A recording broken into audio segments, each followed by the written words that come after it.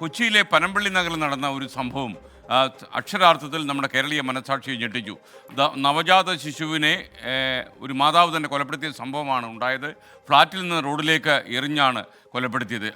കുഞ്ഞിൻ്റെ അമ്മ യുവതി ഇന്ന് അറസ്റ്റിലായി. കുഞ്ഞിനെ താഴേക്കെറിഞ്ഞ പാഴ്സൽ കേന്ദ്രീകരിച്ചുള്ള അന്വേഷണമാണ് കേസിൽ തുമ്പുണ്ടാകാൻ കാരണം. ശ്വാസം മുട്ടിച്ചാണ് ഈ കുഞ്ഞിനെ കൊലപ്പെടുത്തിയതെന്ന് പോസ്റ്റ്മോർട്ടം റിപ്പോർട്ടും സാക്ഷ്യപ്പെടുത്തുന്നു. താൻ പീഡനത്തിനിരയായെന്ന് 21-കാരിയായ ഈ കുഞ്ഞിൻ്റെ അമ്മ പറയുന്നു. അവരങ്ങനെയാണ് പോലീസിന് മൊഴി കൊടുത്തിരിക്കുന്നത്. സമൂഹ മാധ്യമം വഴി പരിചയപ്പെട്ട ഒരു യുവാവാണ് പീഡിപ്പിച്ചത് എന്നാണ് ലഭിക്കുന്ന വിവരം. അയാൾക്ക് വേണ്ടി പോലീസ് വല വിരിച്ചു കഴിഞ്ഞു.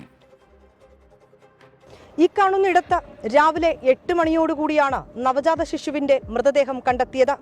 ആമസോണിന്റെ പാഴ്സൽ കവറിൽ പൊതിഞ്ഞ നിലയിലായിരുന്നു മൃതദേഹം. ആൺകുഞ്ഞിന്റെ മൃതദേഹം കണ്ടെത്തിയ നാട്ടുകാർ വിവരം പോലീസിനെ അറിയിച്ചു. പിന്നാലെ പോലീസ് എത്തി.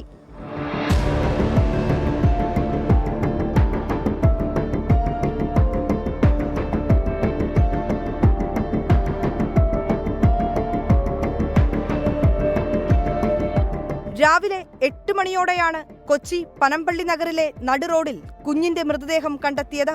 പാഴ്സൽ കവറിൽ പൊതിഞ്ഞ നിലയിലായിരുന്നു ആൺകുഞ്ഞിന്റെ മൃതദേഹം. ഫ്ളാറ്റിൽ നിന്ന് കുഞ്ഞിനെ വലിച്ചെറിയുന്നതിന്റെ CCTV ദൃശ്യങ്ങൾ പിന്നാലെ പുറത്തുവന്നു.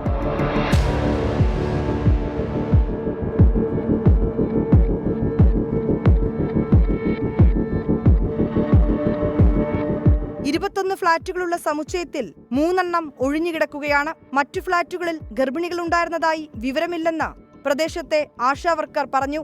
എന്നാൽ കുട്ടിയെ പൊതിഞ്ഞിരുന്ന ആമസോൺ പാഴ്സൽ കവർ കേന്ദ്രീകരിച്ചുള്ള അന്വേഷണം ചെന്നെത്തിയത് പ്രതിയിലേക്ക്. പെൺകുട്ടിയും മാതാപിതാക്കളും താമസിക്കുന്ന ഫ്ളാറ്റിലെ ശുചിമുറിയിൽ നിന്ന് രക്തക്കറയും പോലീസ് കണ്ടെത്തി. കുഞ്ഞ് തന്റേതെന്ന് യുവതി സമ്മതിച്ചു. പീഡനത്തിനിരയായതായും യുവതി പോലീസിന് മൊഴി നൽകി. സംഭവത്തിൽ യുവതിയുടെ മാതാപിതാക്കൾക്ക് പങ്കില്ലെന്നാണ് പോലീസ് പറയുന്നത്. അക്യൂസ്ഡ് കൺഫസ് ചെയ്തിട്ടുണ്ട്. പക്ഷേ ഇതിനകത്ത് വേറൊരു ആംഗിൾ ഉണ്ട്. അത് നിങ്ങൾ ദയവേത് ശ്രദ്ധിക്കണം.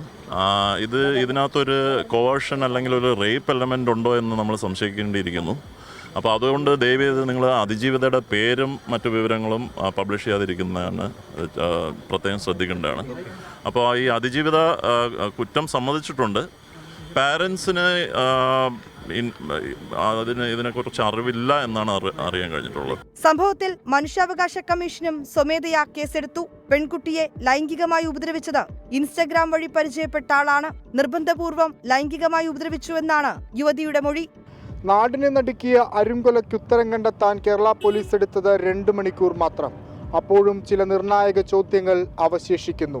ബാഹ്യ ഇടപെടൽ ഉണ്ടോ എന്നും കണ്ടെത്തണം. കൊച്ചിയിൽ നിന്ന് അരുണും അനന്തുവിനും റിപ്പോർട്ടർ വിനീതക്കുമൊപ്പം വിഷ്ണു സുരേഷ്, 24.